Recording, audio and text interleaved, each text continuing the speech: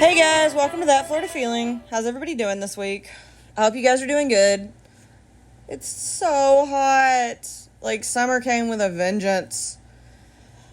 So, stay hydrated. I know a lot of people are coming down here for vacations, so just remember that sunscreen is a thing and that you need to drink water. How'd you guys like the Pensacola episode?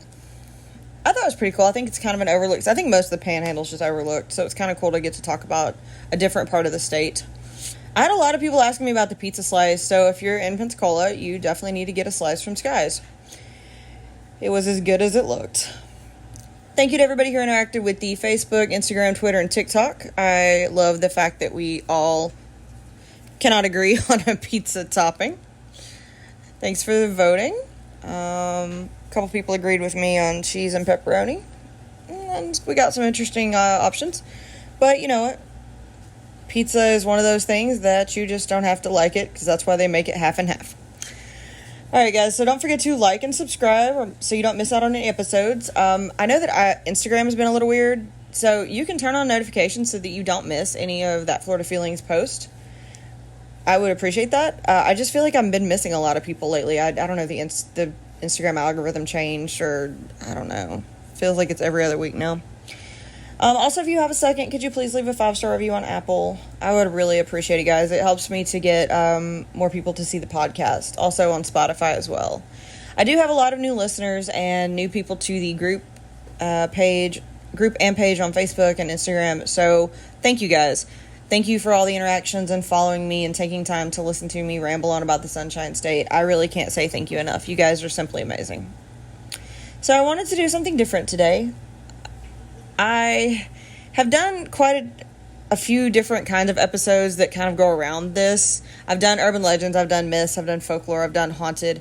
And I know that those tend to be kind of popular episodes, and a lot of people have different things to say about it. So I kind of wanted to do a return to the topic, not quite urban legends, but something close to it. And don't worry, guys, I still have plenty more lighthouses, hurricanes, and state parks to talk about. But I want to talk today about a part that really interests me, and I know a lot of other people are interested in it, but maybe not admit it, and I'm talking about abandoned Florida. There are plenty of places in Florida that are abandoned, but some that are truly Florida abandoned. And I'm going to tell you about some of the places in Florida that range from full towns just to beautiful mansions to, you know, old tourist spots that you wish you could still visit, or you can still visit in some capacity. I just ask that if you do choose to visit these places, do so respectfully. Do so with the intent of leaving it so that someone else can come and visit. So, the first abandoned place I'm going to talk about is actually an entire city. And it kind of looks like a horror movie, like a set of a movie, just abandoned. And the town I'm talking about is Kerr City. And Kerr City is a true ghost town. Now, the town doesn't always look scary during the day. It's actually kind of quaint and cute. It has post office and homes still. But I can just imagine at night when the wind blows through those empty streets and the trees and you just see these looming buildings and your imagination runs wild. Maybe Kerr City is hiding a few things. I couldn't find any ghost stories on it, but that doesn't dissuade me from the fact that I think that, you know, most places like that are haunted for one reason or another. Now, Kerr City is a ghost town that's on Lake Kerr, which is part of the Ocala National Forest. The town was founded in 1884, and it was actually only the second town for Marion County at the time. And the town grew. This was actually one of those booming Florida times. The town grew up to 100 residents, and Kerr City grew big enough to have its own post office, general store, school, church, sawmill, and, most impressive, a 3-story hotel. And if you look back at pictures, the hotel was actually really nice. It's beautiful. The town was kind of a perfect little town. It was the perfect place to stop and rest if you traveled from the St. Johns River to Ocala. And the town was known for its cotton plantations and its orange groves. And, you know, it was just kind of a growing town in that time. The Florida land boom. Words, y'all. English has got me today. Florida's land boom was going on, and people were coming and trying new things, and agriculture was growing, and towns were just kind of popping up out of nowhere. And that was kind of Kerr City. And it really did grow until the freezes in 1894 and 1895. And because this town really was more of an agricultural town, even though it was a rest stop, it really depended more on the agricultural part. the town just kind of deserted after that, after those freezes, because it was hard to come back from. Now, the town does still stand today. The three-story hotel, though, unfortunately burned down in 1907. You can see pictures of it. It was really, really pretty, or at least, beautiful in those standards. I think old architecture is really cool to look at. But you can still walk through this ghost town, and surprisingly, most of it is still standing. Now, the town has technically one permanent resident, and that's the town's caretaker. And the cool thing about that caretaker is that they are from the original town settlers. You can actually trace them back to the people who founded the city. Now, they used to rent out the buildings to the public, so you could use them for events or walk through them, but they've no longer do that. So you can't go into the buildings anymore, but you can still walk through the town. The post offices and the houses still stand with dirt roads leading around them, and you can just kind of stand there and get an idea of how the town must have looked in the 1800s. It is a ghost town. It is abandoned Florida, but it is cool that it was preserved as well as it was, so that we can see how old Florida really once was. So the next place I'm going to talk to you about is, we can't really classify it as a town. It's more of a military unit, kind of. It's Fort Dade. It's Fort Dade on Edgemont Key, but Fort Dade had so much going on for it that it kind of seemed like it was its own little town. And of course, you can visit this location. It's, again, not so much of a ghost town. It is just an abandoned fort, but it offered lots of amenities, so there's lots of cool places you can go and look at things. Edgemont Key actually sits at the mouth of Tampa Bay and guards the strategic shipping lane in and out of the bay. The key is home to a lighthouse, and it has the history of a U.S. military outpost. In fact, it's got the ruins of Fort Dade. Now, the key does have a long history that includes being a prison camp for the Seminoles during the Third Seminole War, and for use during the Civil War when the Union forces used the key and the lighthouse to spot Confederate blockade runners going into Tampa Bay. And the key has always maintained a really good strategic defense. It was important for both of those wars, but those wars also showed the importance of needing an actual formal military fortification on the island. Of course, they had camps and makeshift barracks, but these really showed that they needed to fortify this key. And the Spanish-American War really brought all that into focus. The conflict really inspired the construction of the defenses on the island in the form of concrete batteries. And these batteries could house large guns that could fire shells up to 5 miles in distance. So they could get them before they got to the mouth of Tampa Bay or even get past them. And of course, the ruins of the heavy fortifications can still be seen on the key that are unfortunately crumbling in the hot Florida sun. The remains include various underground compartments that would have stored shells and powders, and the base was also home to a large storage of mines that were ready to be deployed at a moment's notice to protect Tampa Bay. And of course, you can still see all this. You can see these on the key as you explore the bricked pathways, the lighthouse, and the remains of houses that used to be a shelter for about 100 servicemen that were stationed on the island in defense. The barracks and homes and other amenities that sat on the island can still be seen in one form or another. Unfortunately, most of the barracks and homes, though, are down to the foundations.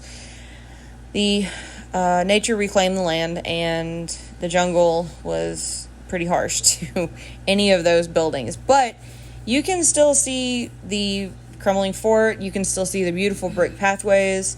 Of course, since Edgemont Key does sit out in the mouth of Tampa Bay, hurricanes have definitely battered the island. And, nature just reclaims itself.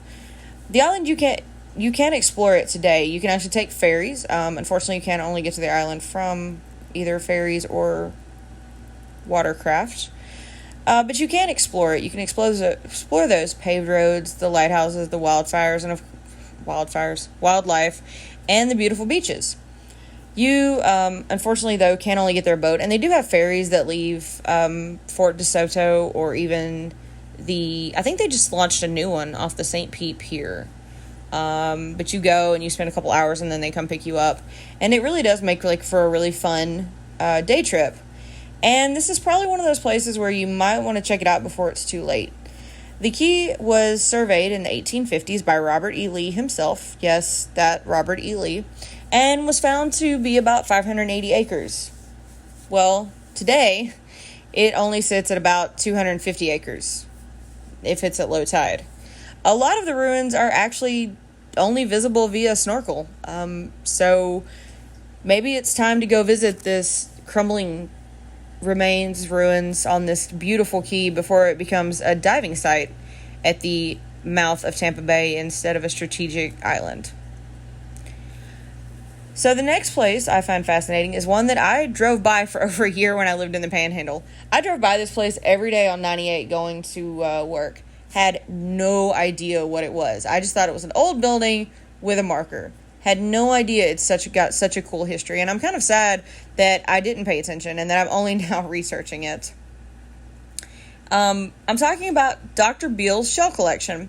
And that was once housed at his office off of Miracle Strip Parkway in Fort Walton Beach. He actually moved to the area in 1928 when it was still Camp Walton and purchased the location for himself and his family. He housed his shells, but he also loaned the shells out and showcased them in the town, mainly a huge clamshell at the Tower Beach Souvenir Shop, which unfortunately no longer exists due to hurricanes.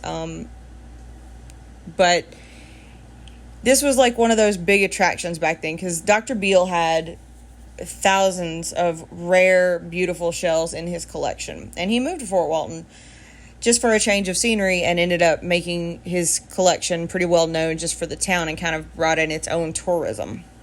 And of course, him and his family continued to live in the town as he helped the area to expand. And he had his collection in town and someone talked him into moving it to Winter Park so that it could be showcased in a beautiful museum.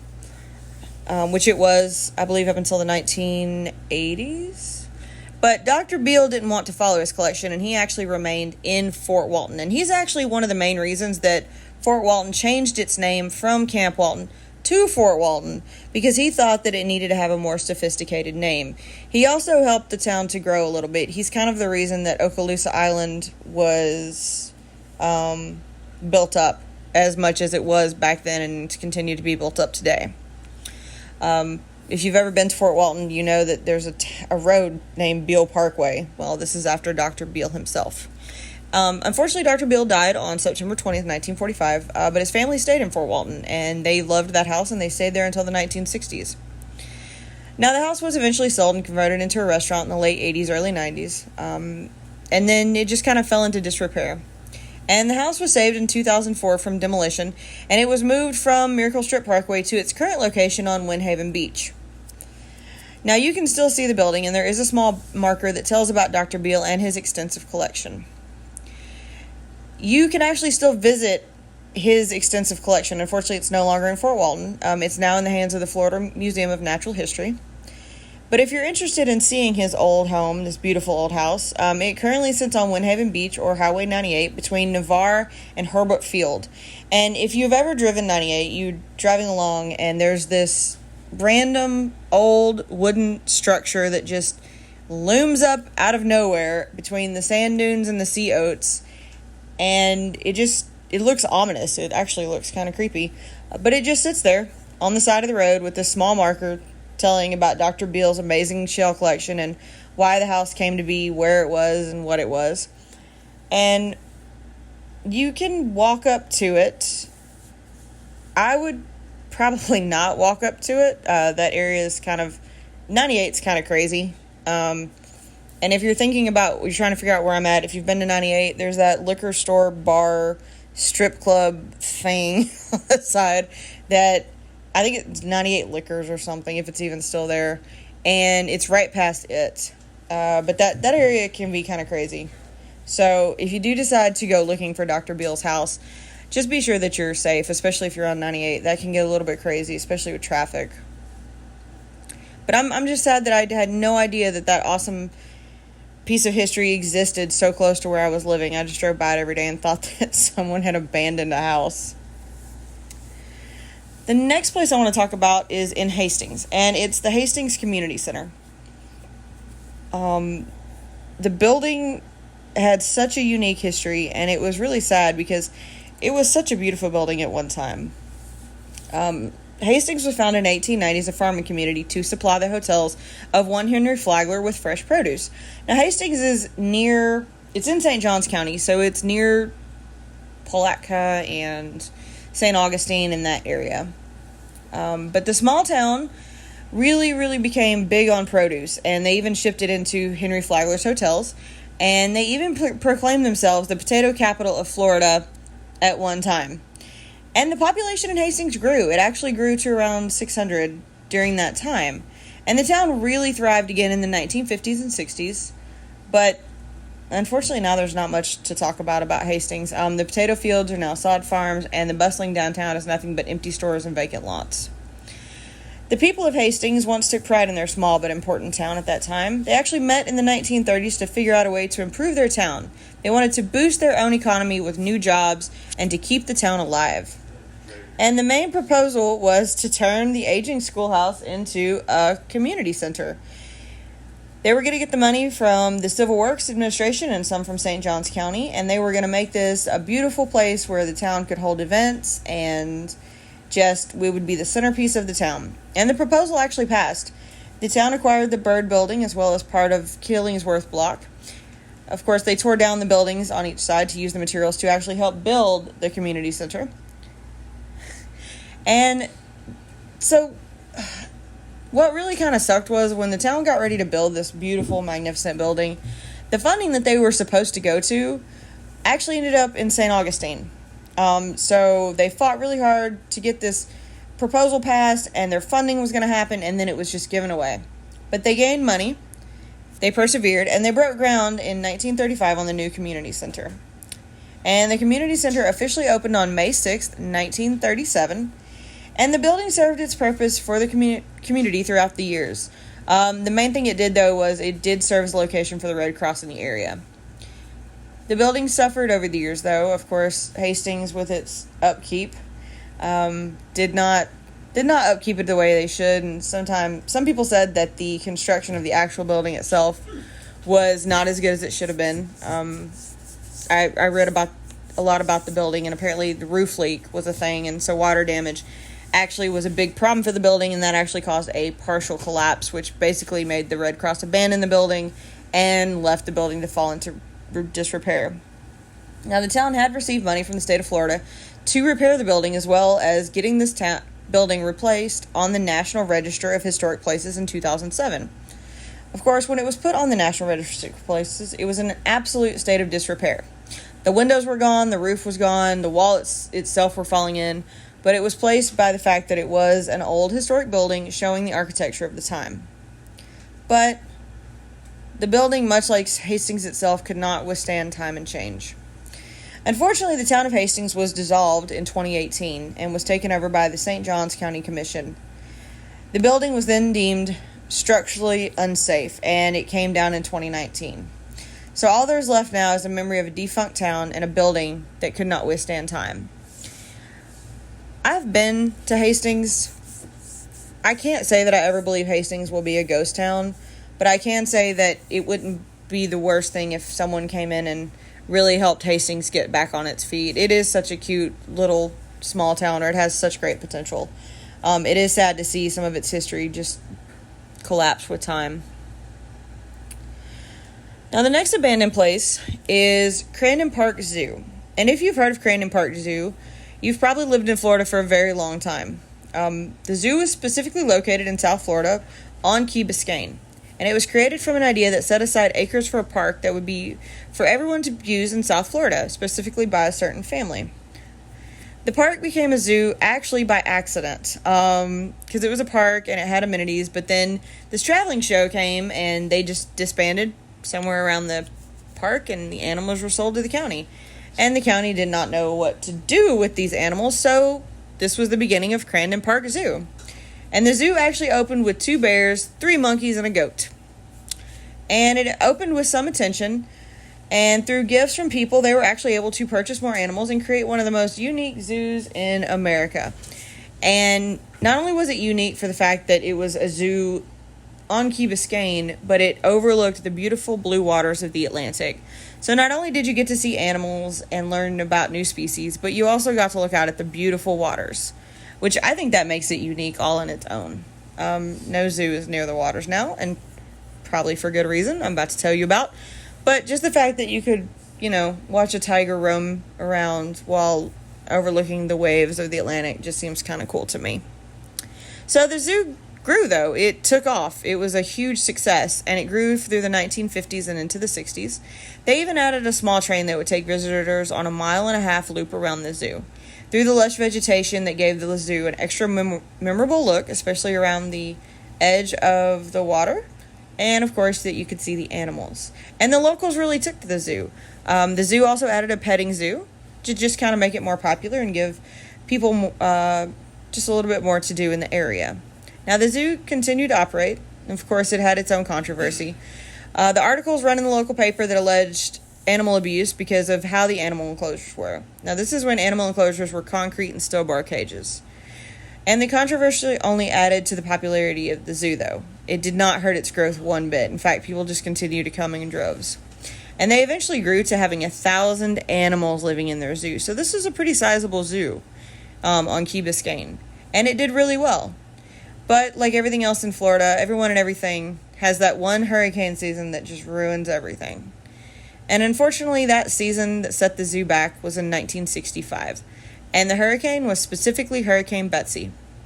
Hurricane Betsy formed in the Atlantic in late August and started towards the state sometime in early September.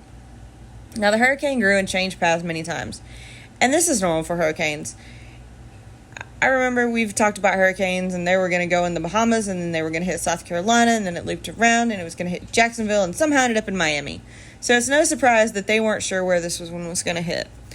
And it changed, and for a while they thought that Betsy was actually going to hit Jacksonville, which would have totally saved the zoo and the animals. And South Florida was safe. But, like I just said, it's a hurricane, and it didn't quite stay on its own path.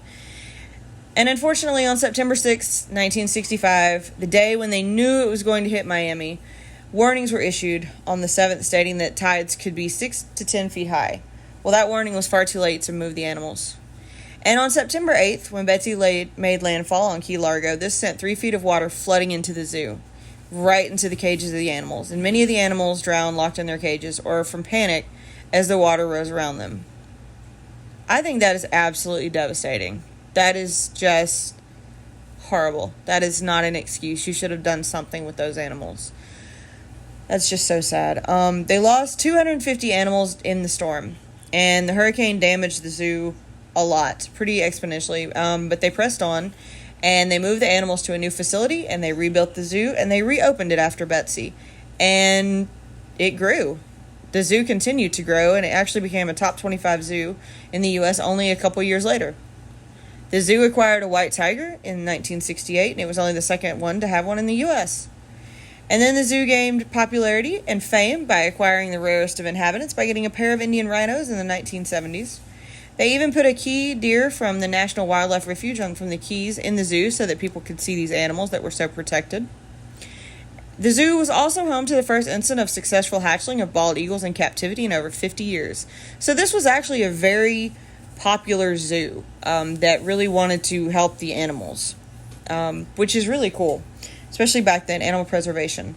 And the zoo grew, but of course, public opinions changed, and fear of another hurricane meant that people wanted the animals to be safer. They wanted them to move away from the key onto, regular land and out of concrete enclosures. And so they did that. They actually started to look for a new area. They wanted to choose a safer area for the zoo, especially for hurricanes. And they actually chose former Richmond Naval Air Station, and they chose this in 1970. It took about 10 years, and the zoo officially moved in 1980 as it continued to grow and work on helping preserve animals. And the Miami Metro Zoo officially moved and opened on December 12th of 1981. And with this opening, though, it meant the end of Crandon Park Zoo. The ocean views and the train rides were no longer a thing as people explored this new zoo. And the new zoo actually was really cool. It meant that the animals were in one of the first free-range zoos where the animals were no longer kept in cages. And free-range zoos are what we're used to today. It also meant that the zoo could continue to grow now that it wasn't, surrounded by water on a couple sides. And it continued to stay open, and it continued to grow, and it did so until it found its hurricane season. And that was 1992 when Hurricane Andrew slammed into Homestead, and the zoo unfortunately did not escape unharmed. Hurricane Andrew was responsible for the collapse of an aviary, killing 100 birds, and in total the zoo lost 3 antelopes, 1 ostrich, and a gibbon, as well as the birds. But the zoo not only survived, it came back. And for those of you wondering what zoo it is now, it's Zoo Miami, and it's probably one of the best zoos in Florida, especially since they continue to work on animal preservations. Crandon Park, though, is not forgotten. The park that was originally a park before it became a zoo is still there today. So tennis courts, beaches, and golf courses are all still in use today. In fact, the Marjorie Stoneman Douglas Biscayne Nature Center is also there that people can enjoy and explore. And the family responsible for creating Crandon Park, the Mathesons, still have a family member on that board and still hold the county responsible for the direction of the park, the way it was set up in the early 1900s. Can you still see Crandon Park Zoo? Yeah, kind of. It's now a botanical garden where visitors can roam among the lush tropical plants, and you can still see some of the old cages that once housed the animals in Crandon Park Zoo. So is it abandoned? Yes, kind of. But it is a fun reminder of old Florida, and people still talk about Crandon Park Zoo, the train rides and the ocean, and so it's still kind of cool that one family's generosity to the Sunshine State made it a fun place to grow and explore and create memories and vacations, and made it an overall fun place to live. And guys, there's many more places in Florida that are abandoned. Those are just the few I'm going to talk to today. I hope that everybody has a great week. The world is not great right now, so I'm not going to talk about Florida Man again. He's out there. He exists. Watch out. I'm sure there's a little bit of Florida Man in all of us. But I'm not going to talk about him today. We're going to talk about the good things. We're going to talk about the fact that it's summertime and we can make good memories and we can be nice to people. And it's Pride Week or Pride event tomorrow in St. Pete, so that's kind of cool. And let's just have a good week. Let's focus on the positives, not the stupidity or the negatives, even though Florida Man is kind of fun to laugh at. I hope you guys had fun exploring some of abandoned Florida with me. Yes, there's going to be plenty more. I literally found 200 to 300 places on this site. So I picked the ones that I thought were the coolest and put them on this time. And if you know of any abandoned places in Florida, send them to me. I'll definitely research them and put them in the next Abandoned Florida Part 2. All right, guys, that's going to be the episode this week. Don't forget to like and subscribe. Turn on notifications. If you have a second, I would really appreciate it if you could give me a review. Don't forget to stay hydrated. Don't forget to wear your sunscreen. Don't forget to be nice to one another, guys. And as always, that's your daily dose of sunshine.